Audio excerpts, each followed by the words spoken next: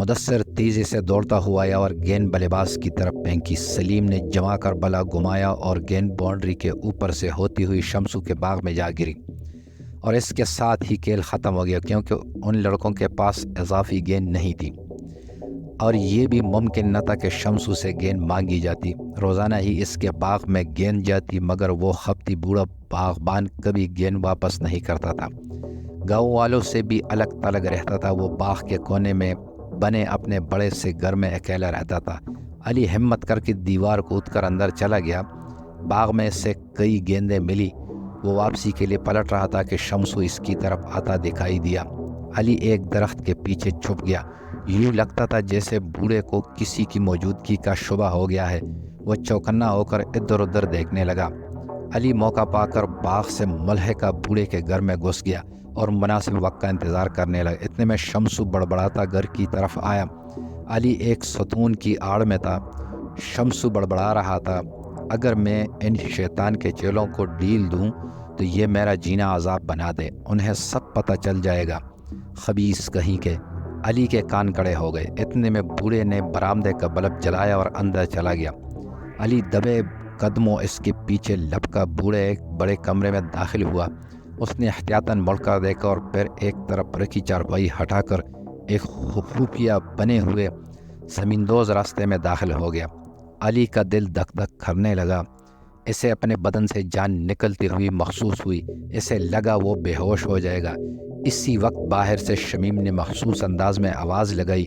شمیم کی آواز سن کر علی کو حوصلہ محسوس ہوا اور وہ دبے قدموں دوبارہ باغ میں پہنچا اور دیوار کود کر باہر نکل گیا۔ شمیم اس کی پھینکی ہوئی گیندیں جمع کر چکا تھا اور بہت خوش اور پرجوش تھا، مگر علی چپ چاپ سا اس کے ساتھ چلتا رہا۔ علی گھر پہنچا تو یہ جان کر خوشی سے نہال ہو گیا کہ شہر سے اس کے چچا آئے ہیں۔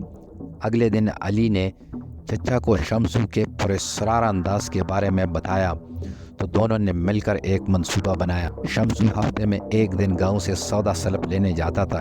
جب وہ گھر سے روانہ ہوا تو علی اور چچا باغ کے راستے اس کے گھر میں داخل ہوئے، مگر وہ یہ دیکھ کر بہت مایوس ہوئے کہ تمام کمرے بند تھے۔ بڑے بڑے تالے اور مضبوط دروازے دیکھ کر وہ مایوس ہونے لگے، مگر پھر چچا کو ایک خیال آیا۔ وہ برآمدے سے دیوار کے اوپر چڑھے، چھت پر جا کر دیکھا، اسٹور کی ایک کھڑکی کھلی مل گئی۔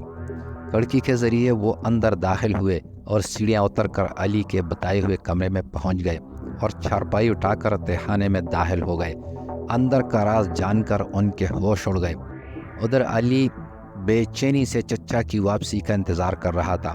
اچانک بیرونی دروازہ کھلا اور شمسو بڑبڑاتا ہوا اندر داخل ہوا۔ وہ خود کو کوس رہا تھا کہ رقم لیے بغیر گاؤں چلا گیا۔ علی نے چھپنے کی کوشش کی مگر کسی چیز سے ٹکرا کر گر پڑا۔ دوسرے لمحے شمسو نے اسے گردن سے دبوچ لیا اور گالیاں بکتا ہوا اس پر پل پڑا۔ علی نے دونوں بازو منہ کے سامنے رکھ کر خود کو بچانے کی کوشش کی۔ شمسو نے مکوں اور لاتوں سے مار کر اسے ادموا کر دیا۔ اسی وقت چچا کھڑکی کھول کر باہر نکلے تو شمسو نے لاٹھی سے ان پر وار کیا۔ چچا تیزی سے ایک طرف ہٹ گئے اور اچھل کر شمسو کو لات رسید کی تو وہ دور جا گرا۔ شمسو اٹھا تو اس کے ہاتھ میں ایک لمبا سا خنجر تھا۔ علی درد سے کراہ رہا تھا۔ وہ لڑکڑاتا ہوا اٹھا۔ شمسو نے چچا پر وار کیا جسے چچا نے پھرتی سے جھک کر ناکام بنا دیا۔ اس سے پہلے کہ شمسو دوبارہ وار کرتا، علی نے ڈنڈا اٹھا کر شمسو کی کمر میں دے مارا۔